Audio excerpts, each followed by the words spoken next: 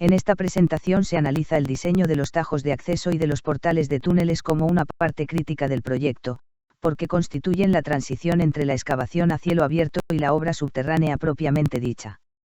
Desde el punto de vista geotécnico, esta zona concentra cambios de geometría, exposición de discontinuidades, influencia directa del agua y requerimientos simultáneos de estabilidad, drenaje, sostenimiento, operación vial e integración paisajística.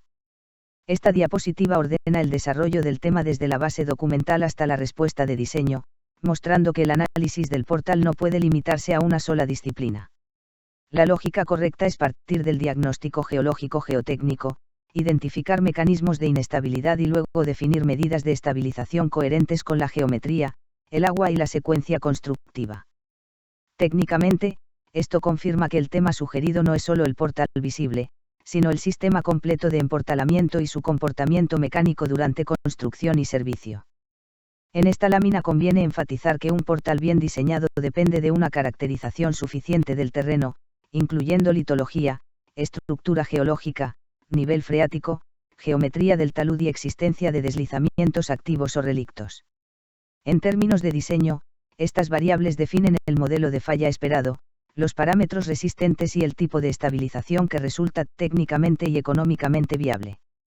Esta diapositiva resume el criterio de aceptación del diseño. La estabilidad no se evalúa de forma cualitativa, sino mediante un factor de seguridad frente a la superficie crítica de falla. El manual indica rangos de 1.5 a 2.0 para taludes permanentes y alrededor de 1.3 para temporales, lo que refleja diferentes niveles de exigencia según duración de la excavación, incertidumbre geotécnica y consecuencias del colapso. Aquí debe explicarse que el modo de falla depende del tipo de macizo. En roca estructurada predominan roturas planas, en cuña o por vuelco, mientras que en suelos o roca muy alterada son más probables las roturas circulares o inestabilidades generalizadas. Esta distinción es decisiva porque cada mecanismo requiere herramientas distintas de análisis y soluciones de estabilización diferentes. El mensaje técnico es que la resistencia del macizo no puede interpretarse solo con propiedades intactas de la roca, ya que en muchos portales gobierna la resistencia al corte de las discontinuidades. Los enfoques de Moore-Coulomb, Patton y Barton representan niveles crecientes de realismo para modelar cohesión, fricción, rugosidad y degradación de juntas naturales. Esta diapositiva debe comentarse subrayando que el agua es uno de los agentes más desestabilizadores en portales y taludes de acceso, porque incrementa peso, genera presión hidrostática y reduce el esfuerzo normal efectivo. En consecuencia, el drenaje no debe verse como una obra complementaria, sino como un componente estructural del esquema de estabilidad. El punto clave es que la estabilización debe seguir una secuencia racional. Primero se identifica el mecanismo de falla, luego se selecciona el sistema adecuado y finalmente se define cómo se construirá, controlará e instrumentará. Esto evita soluciones sobredimensionadas o incompatibles con el tipo de terreno y con la etapa de excavación del portal. Aquí conviene explicar que la geometría del talud es, muchas veces, la primera variable que debe corregirse antes de incorporar refuerzos costosos. Medidas como abatimiento, descopete, bermas y refuerzo del pie modifican la distribución de esfuerzos, cambian la forma de la superficie crítica y pueden aumentar significativamente la estabilidad global del corte. Esta diapositiva se comenta señalando que las mallas y el concreto lanzado controlan principalmente fenómenos superficiales, como caída de bloques pequeños, meteorización y erosión. Sin embargo, cuando existe movimiento del macizo, estos tratamientos deben complementarse con anclajes y drenaje, porque por sí solos no resuelven una inestabilidad profunda. Técnicamente es importante diferenciar el drenaje superficial del profundo.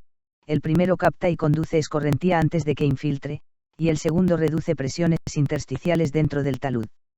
En el portal, ambos deben trabajar de manera integrada mediante cunetas, contracunetas, canales, alcantarillas y drens subhorizontales. Esta lámina reúne soluciones de refuerzo estructural cuando la modificación geométrica o la protección superficial no son suficientes. Pilotes, micropilotes, jet grouting y anclajes permiten aumentar la resistencia al corte o interceptar la superficie potencial de falla, siendo especialmente útiles en portales con espacio limitado o condicionantes geométricos severos. Resaltar que los anclajes pueden ser pasivos o activos, pero en ambos casos su función es mejorar el equilibrio del sistema incrementando esfuerzos normales y reduciendo la probabilidad de deslizamiento. Su diseño exige revisar no solo la carga del elemento de acero, sino también la adherencia lechada a terreno, la longitud libre, la longitud del bulbo y la interacción entre anclas vecinas. Aquí corresponde indicar que los muros de contención son una medida complementaria o principal según el caso, y que su selección depende del mecanismo de falla, del espacio disponible y de la condición de drenaje. Los gaviones ofrecen flexibilidad y capacidad drenante, los muros pantalla proporcionan alta rigidez y control, y la tierra armada resulta eficiente cuando puede disponerse de relleno granular adecuadamente compactado. Esta diapositiva recuerda que un portal seguro no debe generar un impacto ambiental y visual innecesario. El manual plantea que la solución debe adaptarse al relieve, manejar correctamente los excedentes de excavación, favorecer la restauración vegetal y evitar que el emportalamiento se convierta en una cicatriz permanente en el paisaje. El cierre técnico debe insistir en que el tajo de acceso es una estructura geotécnica crítica que debe concebirse de forma integral con el túnel, el drenaje, la secuencia de excavación y el entorno.